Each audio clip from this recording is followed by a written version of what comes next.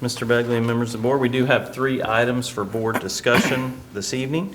And the first one is in regard to Board of Education presentations for the 2024-2025 school year. If you look in your folder on your laptop, I do have last year's presentation schedule in there so that you're familiar with the topics that were presented last year. Many of the presentations given are on the calendar each year. Examples would be school spotlights, open enrollment, state of the district, etc. Generally, based on the conversation, the discussion that you have this evening, we usually add about 3 to 5 presentations to that schedule. And then throughout the course of the year, things happen, which, I say every year. Sometimes we have no idea what will happen throughout the course of the year. And we sometimes add a presentation to that schedule because we think it would be appropriate at that given time. So our goal generally, it doesn't always work out, but our goal generally is we try to have 1 presentation per board meeting. Certainly there are times when we have 2, and if for some reason a board meeting gets canceled, or again, we have a special presentation, sometimes even up to 3, but we try to spread those out as much as possible. So Mrs. Hauer will be filling in for Gina Gentry Fletcher this evening. Generally, just to refresh your memory, the 4 of you will just share any ideas that you have about potential board presentations. And then at the conclusion of that process, you will each receive 3 dots, and you'll have a few minutes to place your dots on the presentations that you would be most interested in seeing. Those presentations typically begin at the second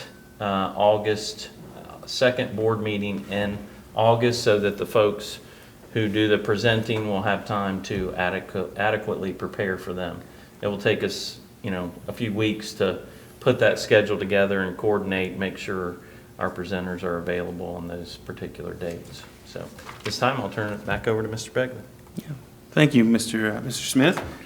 Do we have some thoughts? Who would like to lead us out? I'll start. Sure. I think that it would be good to cover transportation, how bus routes are figured out, how that affects the time of our school system, what times they start, why they start at certain times because of that, based off busing needs. That's a great one. Thank you very much. I think it would be a great reminder for the board, and I think it would be very educational for the community to hear that. Certainly busing has been a point of contention, transportation in general. We did away with it. We let a number of bus drivers go. We've brought most of those back. I think we're in good shape coming into the new year. School's starting in 3 weeks, right? There's a lot going on. It'd be good to have a topic and really understand and see how complicated and intense it is, right, Mr. Perry? Absolutely. Yeah. Okay, thank you. Good job, Abby. Thanks. I'll throw one out, the health center. So early in my board tenure, we opened the health center, and I think we've done some wonderful things there, but we really haven't had a check-in in a while, right? What are our numbers? We added a transportation piece. How does that work? It's open to the public. Is the public using it, or is it mostly for students? Just where are we at? How are they doing on their side? It's run by Primary Health Solutions. They're keeping it well-staffed, all of that, right?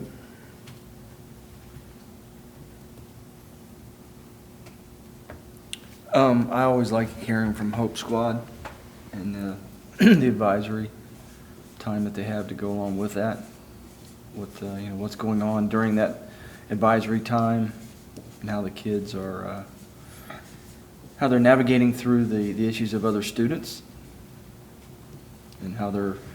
My concern has always been, not concern, but just, or maybe it isn't concern, just how the Hope Squad leaders themselves are handling if they have issues, right? To hear them speak to that. So. Student leaders or staff leaders? Student leaders. Okay. Yep, student leaders. Yeah, I was just gonna say, I know that usually when they come and present, Scott usually brings a point to like how they handle being a peer mediator, dealing with that same stuff while also trying to assist students with those same stuff that they're going through. Thank you.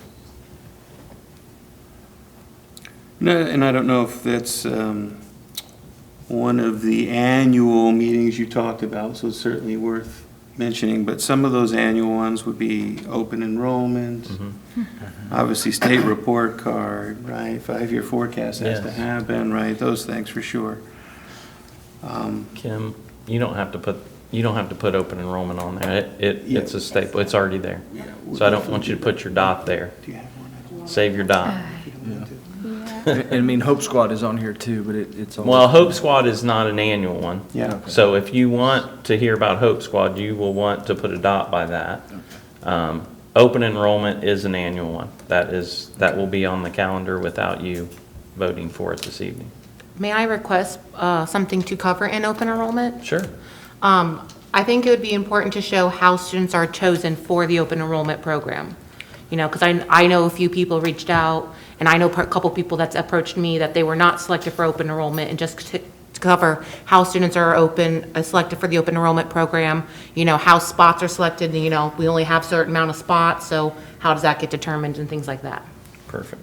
Awesome. Thank you Yeah. very much. Yep. That's an excellent idea, right? We often just focus on the numbers, how many students we have, and how they compare to the general population of students, and on, and that's a very important component.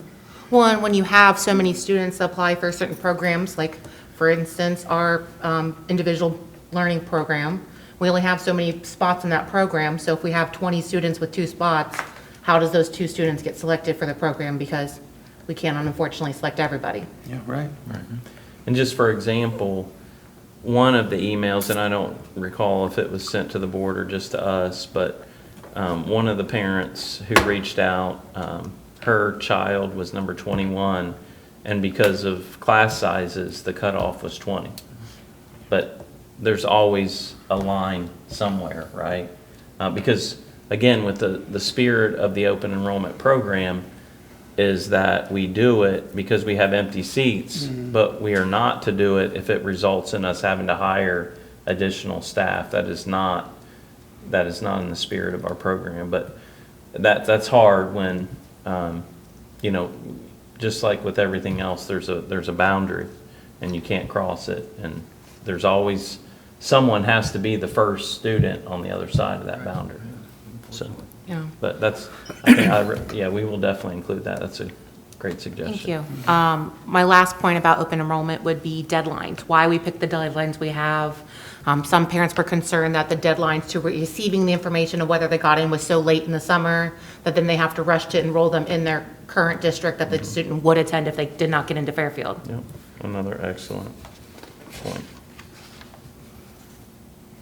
I have another potential idea. I know that we've discussed it a few times and it's always covered in the 5-year forecast, but maybe just talking about the programs that were covered under the ESSER funds and the COVID funds and how we proceed with going with those in the future, whether they're going to switch over to general funding or what programs we may have to lose going forward into the, not next year, but the year after that, now that those programs are no longer, like we've spent that money and they've been required for us to be spent at this point.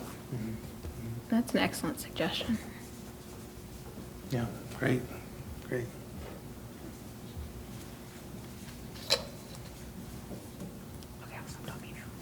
What was the second part of that? Programs that are covered and some programs that we might move to general funds and then Yeah. other ones that we might have to Just let go eliminate. now that we don't have the funding Yeah. for it. For instance, I know we had a lot of like, homework helper types programs. Educational academic- assistance, yeah. Yes. Yes. Academic tutors. Yeah, Okay, academic too. thank you. Did you have- Thank you. I was thinking it's been a while since we talked about the College Credit Plus program, and that, you know, we've probably got some new kids that are eligible for it in the next year or two or so it might be nice to have a refresher about that and what's available and at what age parents should start thinking about that type of thing. I would throw in again from an educational standpoint for our community that dynamic between College Credit Plus and AP classes, right? What's the difference? Why would you take one pathway over the other? Or what does that really lead to?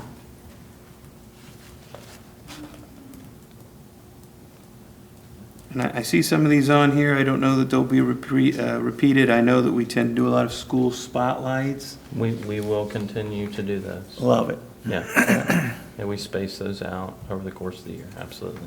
Right. As far as the College Credit Plus program, I think it might be interesting if there were any students that are enrolled in the program and be willing to come talk about their experience, or, you know, especially, you know, seniors or whatever, and they could tell us how many credits they've earned and, you know, Yeah. where they What's are. it like with leaving Yeah. campus and going to college Yeah, yeah. during your high school experience? Or maybe even freshmen that are now freshmen, and the difference of how it helped them transition into going into college full-time. Yeah, if we had anybody willing to come back and do that, yeah. Freshman Probably- college students, you know? Correct.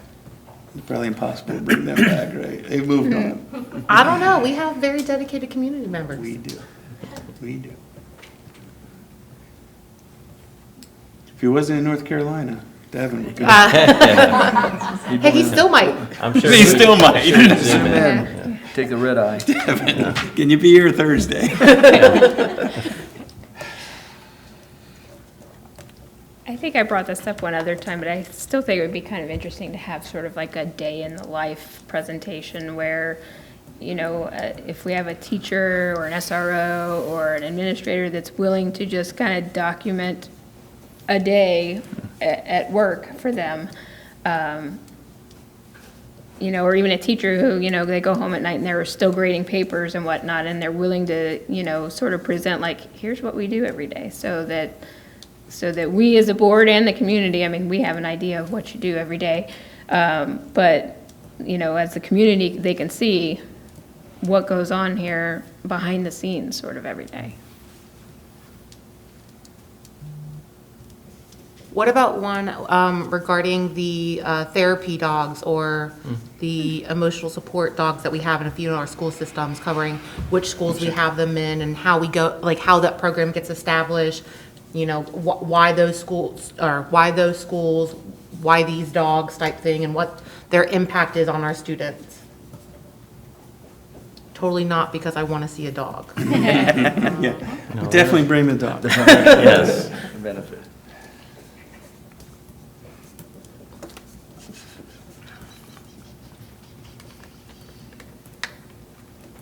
Anything else? I think to highlight the SRO program, maybe that goes along with the puppies, but just how important that is, again, for many reasons: safety, social interaction, just so many reasons. Those officers are just an asset to our schools.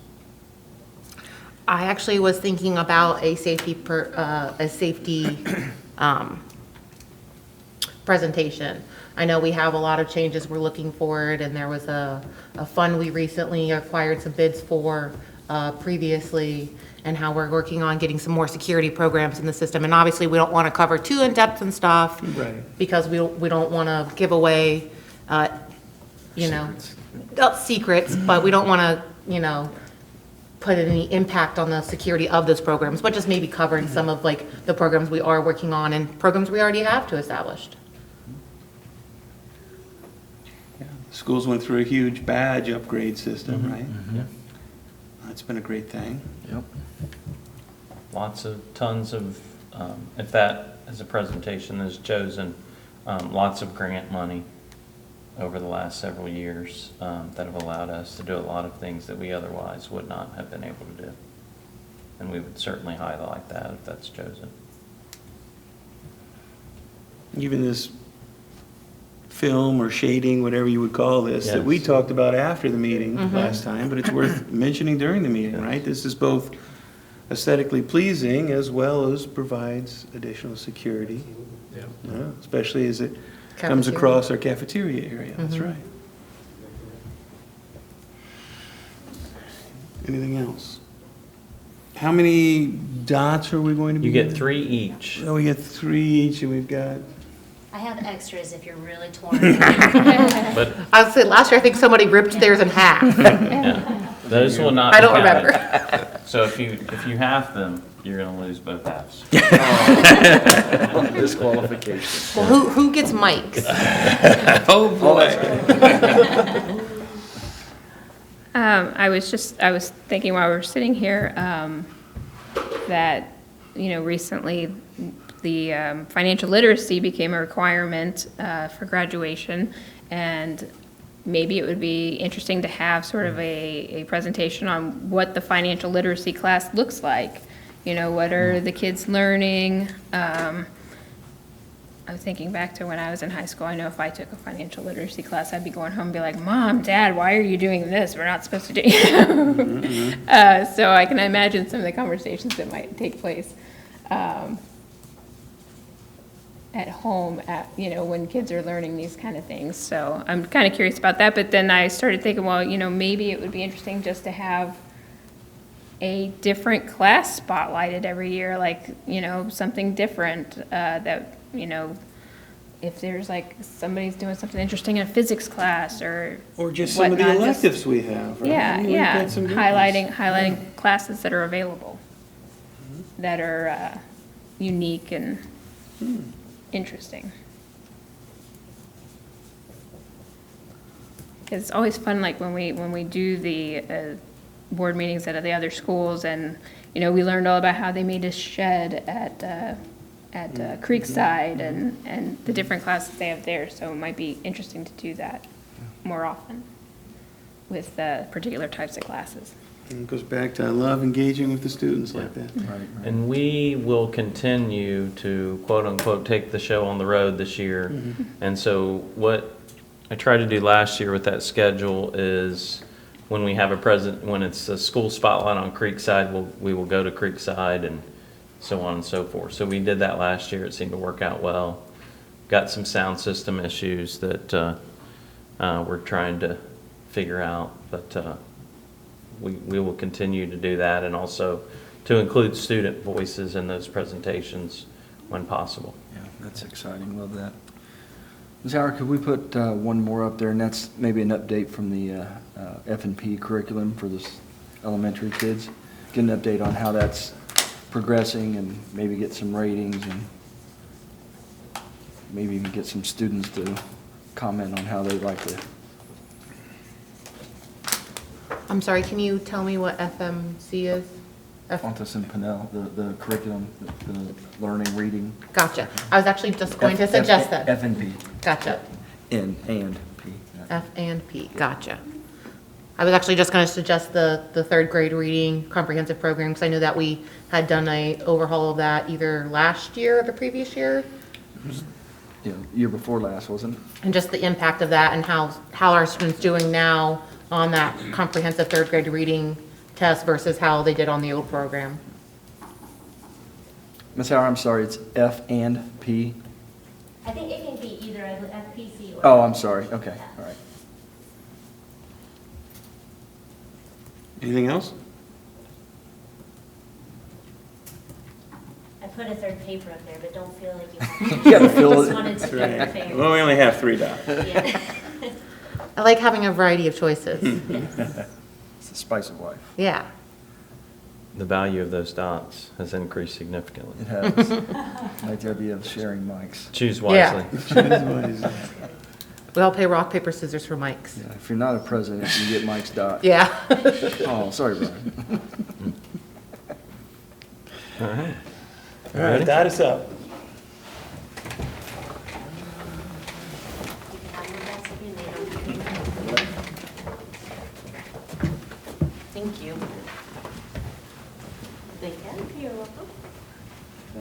Marshall, put them over by your little. asterisk, probably.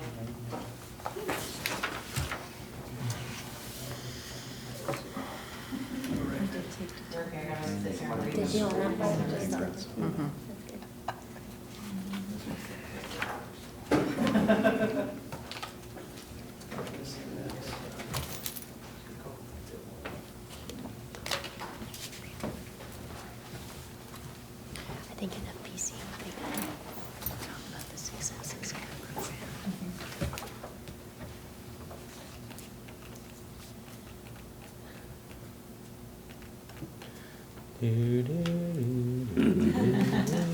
Pressure's on. We should have queued up some Jeopardy music. Just start playing the Fairfield Fight song in the background. Goodness, there's one in every class. Now, wait a Yeah. minute. I believed you. I'm sorry. Ryan told me to do that. Or do you pretend to put a sticker on her back? I told her I dropped one. Could I have another one? Man.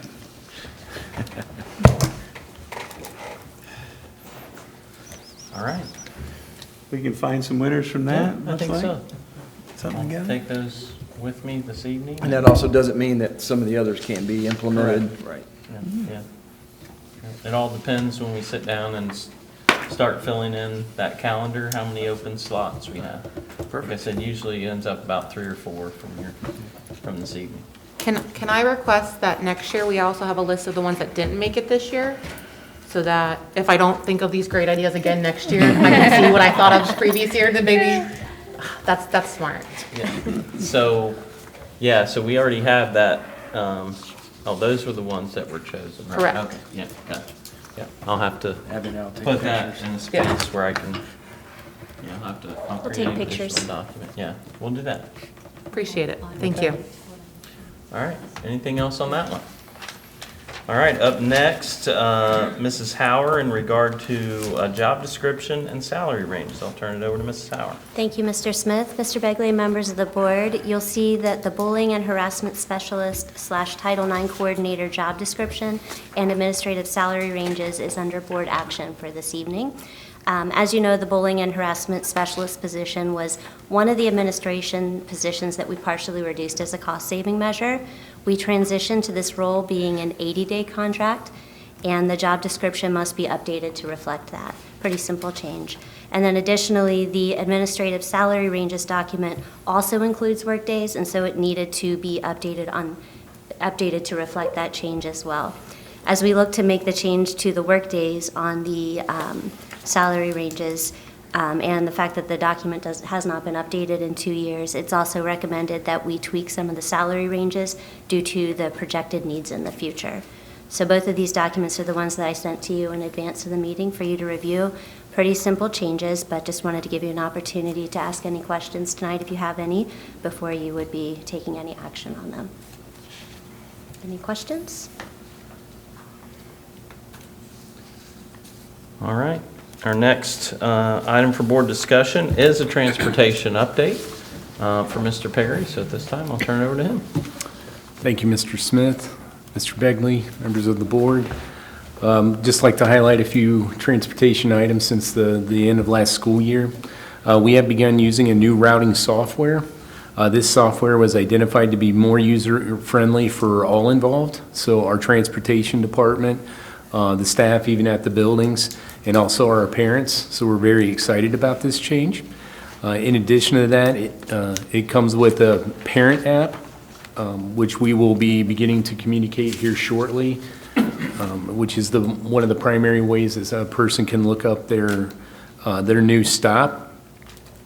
But it also, in addition to that, it has additional add-ons that we're looking to implement in years to come. So maybe not this year, but there is capabilities that we can add on to that, which will help us communicate more information and better communication to our parents. In addition, we hired a new Assistant Director of Transportation.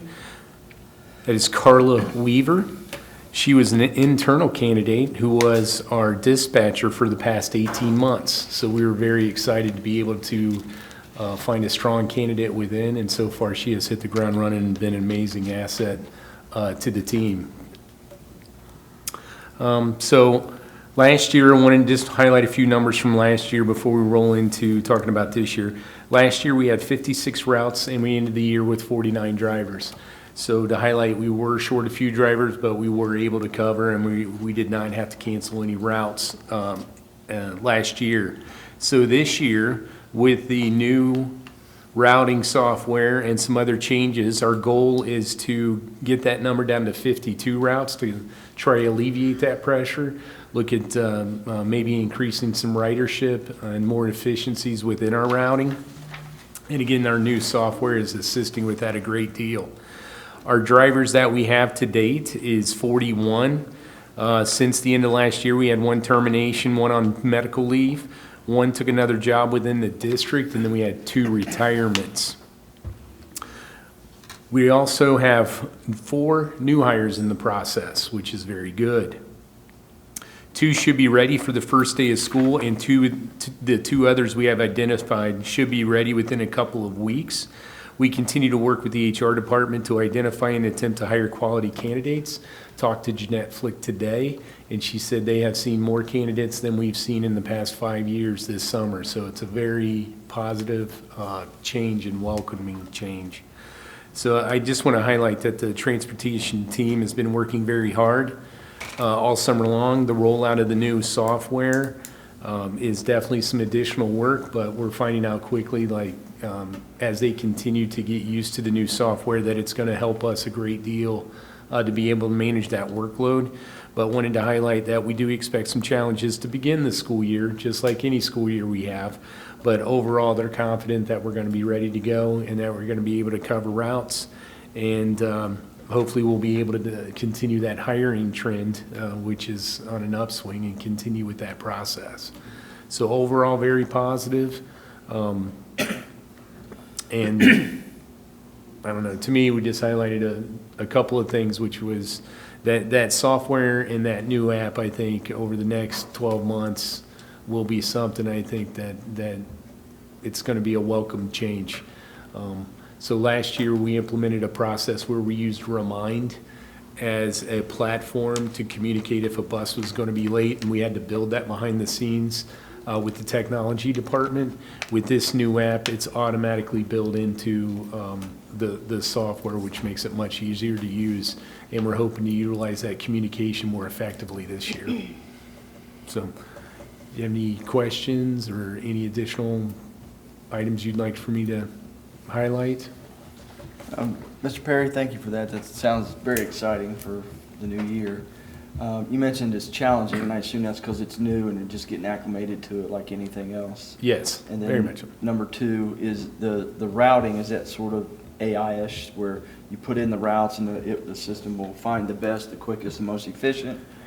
It actually does have that capability. So we build it initially, and then we can utilize a feature within the program. Say, do you see any, like you said, not really AI, but do you see any ways to move this stop from here to here, and that increase this ridership, et cetera? Jeanette was actually on a call today to kind of explore what that may look like. We may actually have to engage with the company because it's going to be tight, because by the time we get the routes in and get it prepared, we may not have the internal knowledge to roll that out, but we are making sure that the vendor is aware. We may lean upon them to help us with that at that time, to increase that efficiency even further. Okay, and they're reciprocating pretty positively, like, yeah, we're here to help you. Oh, absolutely. Good. Every time I talk to them, they want to tell me how great, like, your team's amazing. I mean, they keep on like, all right, can we, okay, thank you. The third one, thank you for saying that, type thing. They said that the team has consumed the new they're amazed Great. because they rolled out a lot of videos you can watch on your own, and they're used to, I guess their experience has been people really don't take advantage of that, and literally Carla and Jeanette have watched every single one. Nice. So it's been good. Good. Well, those tutorials are there for a reason. Yeah, it's right. So kudos to them, too. Yeah. Very much. Thank you, sir. Yep, absolutely.